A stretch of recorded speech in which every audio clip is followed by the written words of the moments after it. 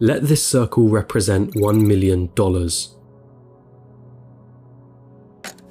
This is what $10 million would look like. This is what $100 million would look like. And this is what $1 billion would look like.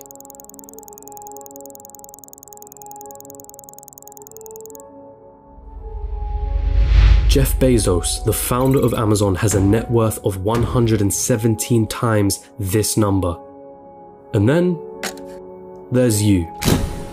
You're probably working a job right now, one that you got from the degree that you studied for in university. You probably don't have much in savings, your living expenses seem ridiculously high, you feel as though you're not paid enough, you have credit card debt that needs taken care of. Maybe you're a student, studying for a degree that you hope can land you a job that you hope can bring in some good money. You probably don't have any savings, only a pesky student debt hanging above your head. Wealth? Getting rich? That all seems like a distant dream. How did they do it, you ask yourself? Seeing all those millionaires, billionaires, especially the ones who got there at such a young age, it baffles you, it makes you angry. They got lucky, they were born into wealth, they cheated their way to the top. That money doesn't make them happy. Money is evil anyway. I'm not smart enough, I'm just unlucky. Those dreams you had of buying that mansion, your favorite sports car, paying off your mortgage, traveling around the world, they'll forever remain that way. Just dreams, nothing more. Nothing less. You come to the harsh realization, it's a rigged game. It's been a rigged game from the start. And you're on the losing side of it. But what if I told you you were wrong? What if there was a way of getting there? An actual equation to wealth, a science behind the way money works. What if you didn't have to abandon those dreams of paying off your parents' mortgage or traveling around the world? Would you call me a liar for saying so? I promise that I'm not, and by the end of this video you'll understand. There's a side to the coin that you're not being shown. But I warn you, the road is tough. It's filled with struggle. It's filled with ups and downs. It will mean swallowing some difficult truths that the school system and society haven't told you yet. And let me be clear, there are many of you who will not make it to the end of this road. But for those of you that do, at the end of this road lies wealth beyond what you thought you could attain. At the end of that road lies the freedom of never having to worry about money again. So, are you with me?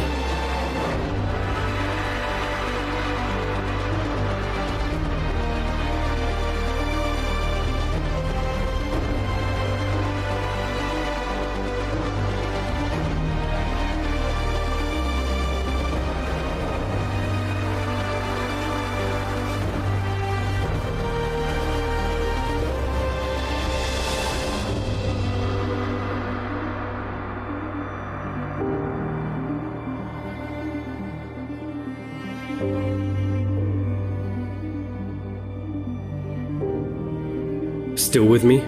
Then let's not waste any more time. What do you really think about money? Is it something you work for? Is it earned or is it inherited? Is it the root cause of all evil?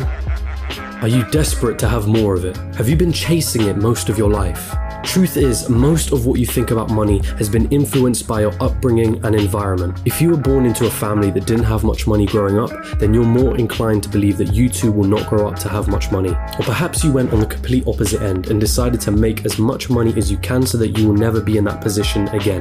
The fact that your school didn't teach you much about this subject doesn't help things. And because of this, most of you are going to have false beliefs about money that aren't going to help you on this journey. Now stick with me here, because we're going to have to change the way you've been seeing money your whole life. Hollywood has always had a habit of depicting the wealthy and rich as evil, backstabbing, entitled, or corrupt individuals. If you won't get me a squirrel, I'll get one myself. Question is, have you bought into that stereotype? A recent report released by WealthX showed that of the world's ultra-wealthy, those that had a net worth of 30 million or more, 68% of them were self-made. And it seems like every other study backs up this conclusion. Warren Buffett?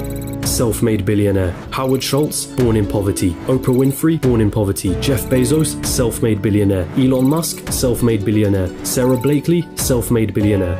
What is it that these people know that you don't? Truth is, your equation is all wrong. Here's the two-dimensional equation that you've been taught. Money equals salary earned from a job. Past a certain point, the prospect of getting a job becomes the sole purpose of your education. So what's wrong with that, you ask? I'm gonna assume that if you're watching this, you want to make money, a lot of it, and in as short amount of time as possible. If that is your goal, then this equation for generating money will never get you there. We all have one precious resource, the most important resource of all, and once it's gone, there's no way of getting it back. That resource is time. In a standard job, the amount of money you earn is dependent on the amount of time you put into that job. If you earned $20 an hour and worked 40 hours a week, it would take you nearly 24 years to reach a total of $1 million.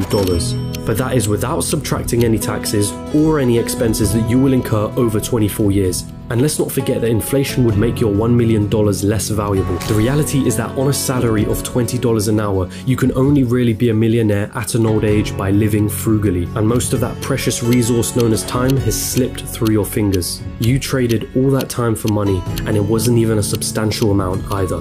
So again, you ask yourself, how is it then that there are self-made millionaires and billionaires at such young ages? What makes them so different? And the truth is, they have a better equation than you. They have a way of understanding money that you haven't quite grasped yet.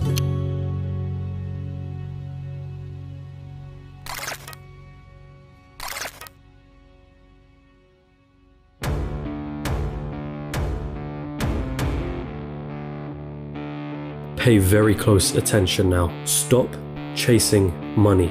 In a capitalist society, the rules of the game are as follows. You are paid in proportion to the perceived value that you have. And the people that perceive your value, they are the market, the consumers of the economy. The market is you, your friends, your family, your neighbors, your country. People complain that football players are overpaid, but for players to be paid millions, there has to be a market for the football industry in the first place. People have to see the value in football in the first place for them to want to spend money on matches and merchandise. And if the market has a high demand for football, guess what happens to the players who are at the top of their game? They are paid generously for it. It's not about how hard you work. The cleaner that's sweating and tiring himself out every day is paid far less than the accountant sitting behind a desk. Why? Because the market perceives the value of what the cleaner does to be far less than the accountant. As harsh as it may sound, the cleaner can be replaced by anybody. It isn't difficult to learn how to do his job, and therefore the market will not pay him more than the accountant, the guy who spent years studying numbers, the guy who has saved his clients thousands on their taxes. But even so, we just discussed how getting a job isn't the right equation to amassing a great amount of wealth in a shorter period of time. So then how can we increase our perceived value? What is it about people like Elon Musk or Jeff Bezos that makes their perceived value so high? The first step to this equation of wealth is quite simple. If you want money, solve problems. If you take a second to digest this statement, you'll realize that just about all money runs from this basic premise. If it solves a problem, money will be thrown at it. If it's $1 million problem, then the solution will make you millions. If it's $1 billion problem, then the solution will make you billions. Think about all the problems that a site like Amazon solves. The hassle of going to a store, the hassle of having to wait weeks for a delivery, cheaper prices, and so on. Not to mention all the other companies that Amazon owns and the problems that those companies solve. Jeff Bezos helped solve $1 billion problem and was rewarded favorably for doing so. I see what you did. If you've been chasing money, then you've been doing it all wrong.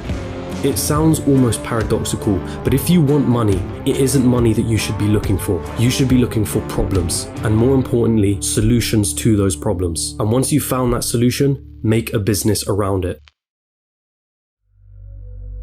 Wait, so that's it? Just solve problems and money will appear? So I'm gonna have to create the next Amazon for me to be rich, or the next Facebook or Google? You've gotta be kidding me, right? I don't even know how to code. I don't even have the money to start something of that scale. Hold on. You're once more going into old patterns of thinking. Start with a problem. Always start with a problem. Listen to the market around you. What are people saying they don't like? What are people saying they wish existed? What are people saying frustrates them? What do people think is incredibly inconvenient? Is that a problem that you can solve? And also, is it a problem that is worth solving?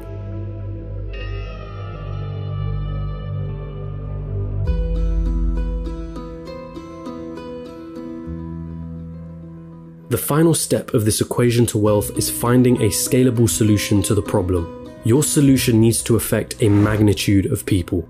Starting a restaurant? That's not scalable. You're constrained to the local area and the footfall of that area. But a franchise? Now that's more scalable. Is your solution a piece of software? Then that means once that software has been built, you can scale it infinitely online without needing to worry about things like production or shipping costs, as it's all done virtually. Good luck finding infinite scale with a job. But be careful, does your solution require your time to generate money? Let's say you were a yoga teacher that charged $100 per hour. Congratulations, you only made yourself another job disguised as a business. There's only a certain amount of lessons that you can feasibly do in one day, and therefore your income is time bound. But if you created an online yoga class that ran 24/7 with lessons you only had to create once, now that is scalable. Scaling your solution is critical here, so do not get lost on this point. Automation also plays an important role. Systems and processes will keep your business running like a smooth machine if implemented properly. If there is something in your business that you can outsource to somebody else or hire an employee to do it for you, assuming it financially makes sense for you to do so,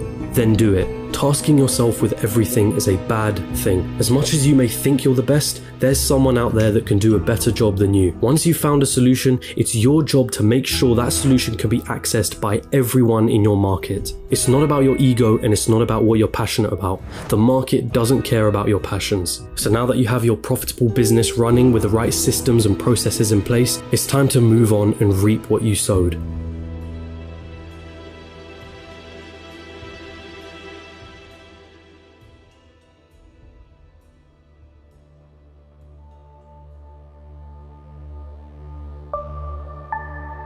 There are two likely paths you're going to face at this point. You either continue your business or cash in and sell it. This is the acquisition, the moment someone buys the solution that you spent years building a business around.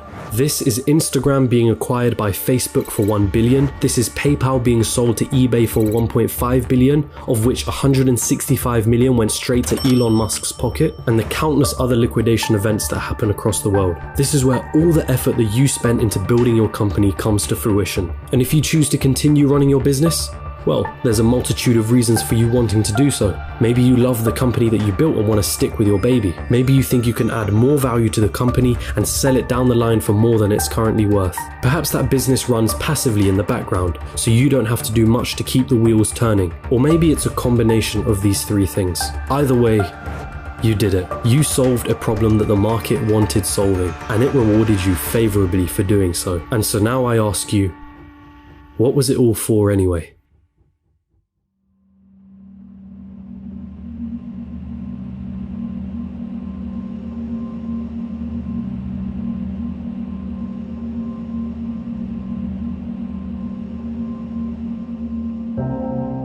For most of you, it was never about the money. Money is just a piece of paper, a number on a screen.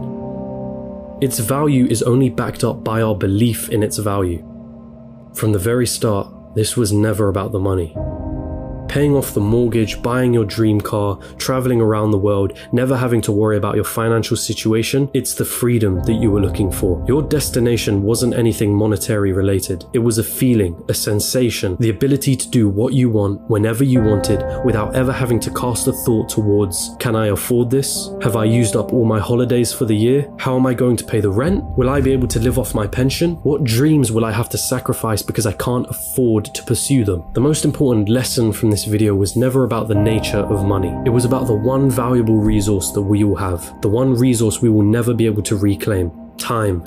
Is giving up a large chunk of your time towards a job that you probably don't like worth it? Is your life settled on working, coming home, watching the telly, sleeping, waking up the next day, and repeating the same cycle till you retire? How many more hours of your life do you let slip through because of this pattern? Or perhaps you're fine with that reality. Perhaps you have no other choice but to follow that path for the time being. And if that's the case, there's nothing to worry about. The most you got from this video was a little entertainment and maybe a change in perspective. But there are those of you that understand the other side. Those of you that have the desire to never need to worry about money ever again. And so I feel the need to remind you, stop chasing money. Chase problems and find the solution to those problems. This is the equation through which all money is found. If you desire liberty through never needing to worry about money ever again, then let solving problems be the meaningful struggle in your life. Does it mean you'll be happy at the end of the road? Does it mean you'll feel fulfilled? Only you can answer that question. But if your struggle is meaningful, then perhaps it's worth pursuing.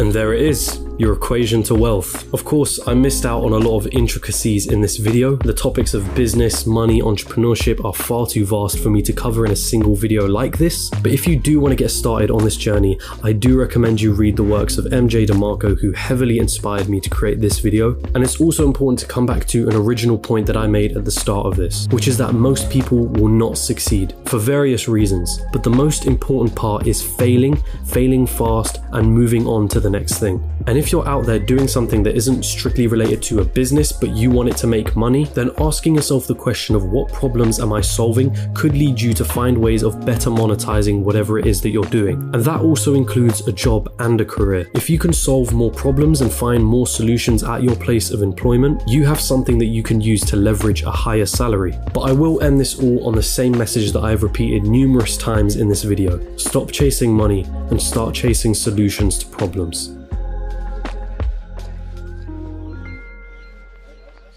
Hey, you've arrived at the end of the video, and thank you so much for watching, but don't click off just yet. I do want to take the time to say thank you very much for watching to the end. These things take quite a few sleepless nights to research, script, film, and edit, so you can't imagine how much I really do appreciate your support. If you genuinely enjoyed this video, then don't be shy, hit the like button, and if you disliked it, hit the dislike button twice just to be sure, and comment down below and let me know why. My goal with this channel has been to create entertaining documentary style videos on business, finance, and life in general. And if that sounds like something you'd be interested in and you'd want to tune in for more, hit the subscribe button and hit that notification bell. Make sure all your notifications are turned on. But with all of that being said, I hope you have a wonderful rest of the day. As per usual, my friends, hand to head, salute.